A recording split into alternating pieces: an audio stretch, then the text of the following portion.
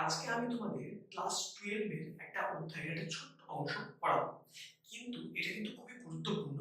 তোমরা এটাকে ভালো করে দেখে নেবে। দেখো, আমাদের ক্লাস 12 এর যে চ্যাপ্টারটা আছে সেটা হচ্ছে ভারত সরকারের বিভাগ সমূহ।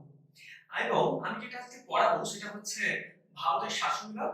আর ভারতের শাসন বিভাগ থেকে যে ছোট্ট টপিকটা পড়াবো সেটা হচ্ছে আমাদের ভারতের প্রধানমন্ত্রীর ক্ষমতা এবং কার্যাবলী। এই প্রশ্নটা কিন্তু খুবই গুরুত্বপূর্ণ। তোমরা কিন্তু অতি অবশ্যই ভালো করে দেখবে। এবার দেখো যে ভারতের প্রধানমন্ত্রীর এই যে পদটা, এটা কিভাবে সৃষ্টি হলো। দেখো, গ্রেট ব্রিটেন আছে, গ্রেট ব্রিটেনের মতো হচ্ছে আমাদের ভারতের শাসন ব্যবস্থাটাও কিন্তু সংসদীয় শাসন ব্যবস্থা। এবার আমাদের ভারতের সংবিধানে কি বলছে দেখো, ভারতের সংবিধানে রাষ্ট্রপতিকে রাষ্ট্রের প্রধান বলা হলেও প্রকৃত সমস্ত ক্ষমতা কিন্তু ভোগ করছে কে, আমাদের প্রধানমন্ত্রী। এবার দেখো, প্রধানমন্ত্রী সম্পর্কে ভারতের সংবিধানে সেরকম ভাবে কিন্তু কোনো কিছু বলা নেই, কিন্তু 74 এবং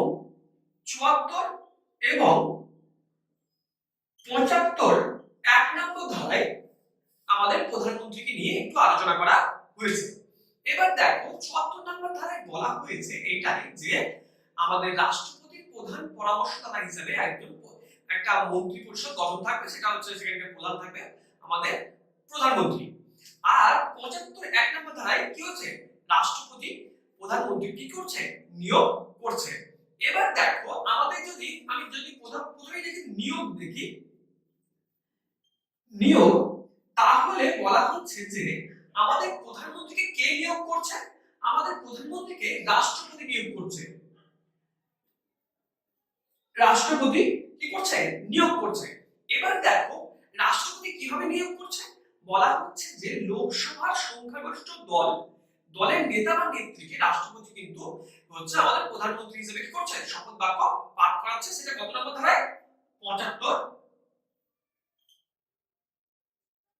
1 নম্বর ধারায়। 75 1 নম্বর ধারায় কি হচ্ছে, আমাদের নিয়োগ করছে। এবার দেখো, প্রধানমন্ত্রী যখন নিয়োগ হচ্ছে কি হচ্ছে, সংখ্যাগরিষ্ঠ দলের নেতা বা নেত্রী থেকে। এবার যদি কোনো দল যদি সংখ্যাগরিষ্ঠতা অর্জন করতে না পারে, সেক্ষেত্রে রাষ্ট্রপতি তার পছন্দের একজন প্রার্থীকে কি করবে, প্রধানমন্ত্রী হিসেবে নিয়োগ করবে। এবার দেখো, আরেকটা জিনিস তোমরা খুব ভালো করে বুঝবে যে যিনি প্রধানমন্ত্রী হবে তার কতগুলো যোগ্যতা থাকা চাই।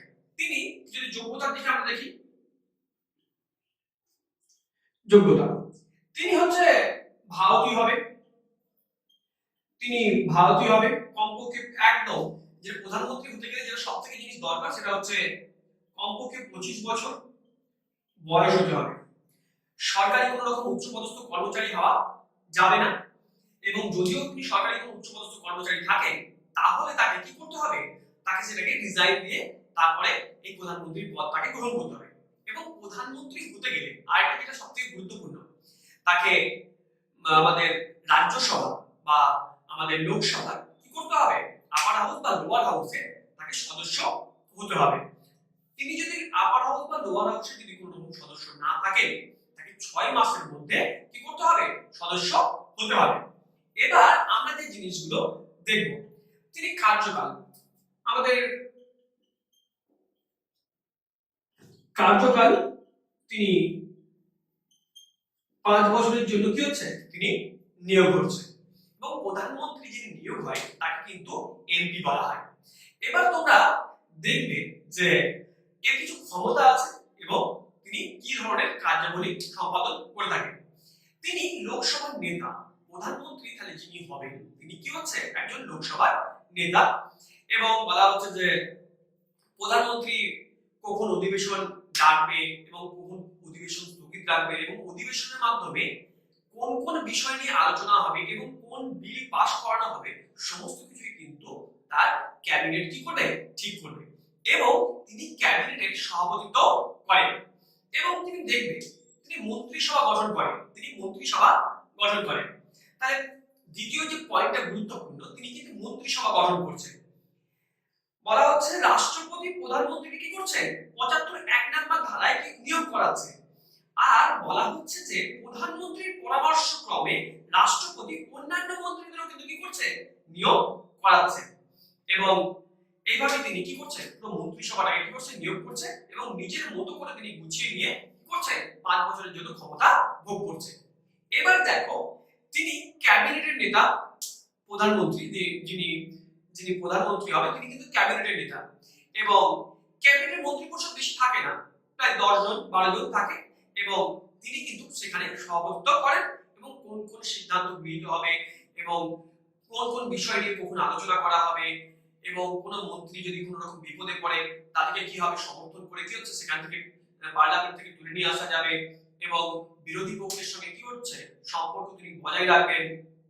এবং 3 নম্বর যে পয়েন্টটা হচ্ছে সেটা হচ্ছে তিনি আন্তর্জাতিক ক্ষেত্রে কি করবে, একটা গুরুত্বপূর্ণ ভূমিকা পালন করবে। তিনি প্রত্যেকটা দেশের সঙ্গে কি হচ্ছে সুসম্পর্ক বজায় রাখার চেষ্টা করবেন এবং কূটনীতির ক্ষেত্রে তিনি একজন বিশেষ ব্যক্তিত্বের গুরুত্বপূর্ণ ভূমিকা পালন করবেন। এবং বলা হচ্ছে যে আন্তর্জাতিক ক্ষেত্রে কোথাও কোনো সাহায্যের প্রয়োজন হলে তিনি কি করছে সদা তৎপর থাকবেন, তিনি দুর্নীতি মোকাবিলায় তিনি সদা তৎপর থাকবেন। এইভাবে তিনি আন্তর্জাতিক সম্পর্কগুলোকে রক্ষা করে চলবেন। কিন্তু আন্তর্জাতিক সম্পর্ক রক্ষা করার ক্ষেত্রে একটা জিনিস তিনি সদা সতর্ক থাকবেন, সেটা হচ্ছে নিজের দেশের স্বার্থটাকে তিনি কিন্তু কি করবে সবার আগে রাখবে, তারপর অন্য দেশের স্বার্থ রক্ষা হবে। এবং তিনি দেখবে যে নিয়োগ সংক্রান্ত ক্ষমতা, আমরা জানি যে নিয়োগ সংক্রান্ত ক্ষমতার ক্ষেত্রে সব থেকে বেশি গুরুত্বপূর্ণ ভূমিকা পালন করছে কে, রাষ্ট্রপতি। কিন্তু রাষ্ট্রপতি গুরুত্বপূর্ণ ক্ষমতা ভোগ করলেও প্রধানমন্ত্রীর পরামর্শক্রমে রাষ্ট্রপতি কিন্তু সেই সমস্ত ক্ষমতাগুলো কি করতে পারে, ভোগ করতে পারে। এবং রাষ্ট্রপতির প্রধান পরামর্শদাতা, রাষ্ট্রপতি যদি কখনো কোনো বিষয়ে জানতে চায় সেহেতু তিনি কিন্তু আমাদের যে কোনো জিনিস জানাতে বাধ্য থাকেন কাকে, রাষ্ট্রপতিকে। সেহেতু রাষ্ট্রপতির প্রধান পরামর্শদাতা হিসেবে তিনি কিন্তু গুরুত্বপূর্ণ ভূমিকা পালন করেন। এবং লোকসভার সংখ্যাগরিষ্ঠ দলের নেতা, তাহলে তাকে লোকসভার সংখ্যাগরিষ্ঠ দলের নেতা বলা হচ্ছে কেন, কারণ তোমরা একটা জিনিস খুব ভালো করে লক্ষ্য করবে, তাকে লোকসভার সংখ্যাগরিষ্ঠ দলের নেতা বলা হয় এই কারণে যে তিনি দলের ভিতরে বা বাইরে সমস্ত রকমের এক ধরনের সামঞ্জস্যতা বজায় রাখবেন এবং সেই বজায় রাখার ক্ষেত্রে তিনি কিন্তু আমাদের দেশের ভাবমূর্তিকেও তিনি কি করবে, স্বচ্ছতা রাখবে এবং তার শ্রমিকদের কি হচ্ছে উজ্জীবিত করার চেষ্টা করবে। তাহলে তিনি কি করবে, দলের ভিতরে এবং বাইরে একটা ব্যালেন্স সিট করে কি হচ্ছে চলার চেষ্টা করবে, যাতে কি হচ্ছে নিজেদের দলের কর্মীরা কি হচ্ছে অনেকটা উজ্জীবিত থাকে। এবং বলা হচ্ছে যে জাতির নেতা, বলা হচ্ছে যে আমাদের দেশের তিনি কিন্তু একজন জাতির নেতা, আমাদের পুরো দেশটা একটা জাতি এবং আমাদের সকলের নেতাকে প্রধানমন্ত্রী। আমরা আমাদের দেশের ভাবমূর্তি সমস্তটাই অনেকটা নির্ভর করছে প্রধানমন্ত্রীর ব্যক্তিত্বের উপর। তিনি যখন কোনো অন্য কোনো দেশে যখন কোনো সম্মেলনে যাবে তিনি কিন্তু আমাদের দেশকে কি করছে, রিপ্রেজেন্ট করছে। সেহেতু এই রিপ্রেজেন্ট কিভাবে করছে তার উপর কিন্তু অনেক কিছুই ডিপেন্ড করছে। সেহেতু তাকে কি হচ্ছে আমাদের জাতির নেতা বলা হয়। এবার তোমরা একটা জিনিস জেনে রাখবে যে রাষ্ট্রপতি যিনি আছে তাকে ডিজিও বলা হয়।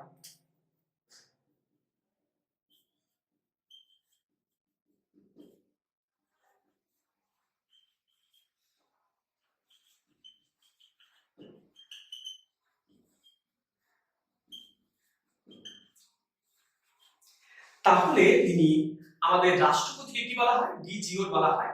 ডিজিওর কথা অর্থ হচ্ছে নামে মাত্র শাসক, নাম মাত্র শাসক। আর বলা হচ্ছে ডি ফ্যাক্টো কথার অর্থ হচ্ছে যে প্রকৃত শাসক। আমাদের রাষ্ট্রপতির হাতে প্রচুর ক্ষমতা থাকলে রাষ্ট্রপতিকে কিন্তু আমরা কি বলবো, নাম মাত্র শাসক বলবো, কারণ তিনি ক্ষমতা থাকার সত্ত্বেও তিনি সমস্ত ক্ষমতা ভোগ করতে পারেন না। কিন্তু প্রধানমন্ত্রীর হাতে অনেক ক্ষমতা না থাকার সত্ত্বেও তিনি কিন্তু সেই ক্ষমতাটা ভোগ করতে পারেন।